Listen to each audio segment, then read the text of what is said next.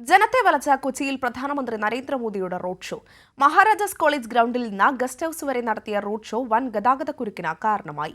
General ആശുപത്രിക്ക് സമീപത്തെ റോഡിൽ പകൽ 3 മണി മുതൽ വാഹന ഗതാഗതം നിരോധിച്ചത് രോഗികൾ ഉൾപ്പെടെയുള്ളവരെ ബുദ്ധിമുട്ടിലാക്കി. സ്പെഷ്യൽ പ്രൊട്ടക്ഷൻ ഗ്രൂപ്പിന്റെ നിർദ്ദേശപ്രകാരം കടുത്ത ഗതാഗത നിയന്ത്രണങ്ങളാണ് പ്രധാനമന്ത്രിയുടെ വരവിനോടനുബന്ധിച്ച് കൊച്ചിയിൽ ഏർപ്പെടുത്തിയത്.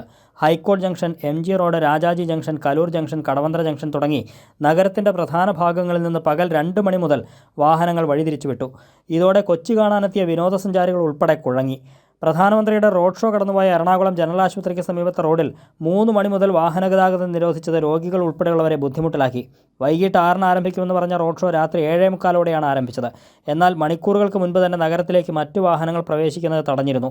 സമീപത്ത് വീടുകളുടെ ഗേറ്റുകൾ ബാരിക്കേഡ് കൊണ്ട് കൊട്ടിയടച്ചതിനാൽ റോഡ് ഷോ കഴിയുന്നതുവരെ താമസക്കാർക്ക് വീടിനുള്ളിൽ കഴിച്ചുകൂട്ടേണ്ടി വന്നു. നഗരത്തിലെ സ്കൂളുകൾക്ക് ഉച്ചയ്ക്ക് 12 മണിക്ക് ശേഷം അവധിയായിരുന്നു.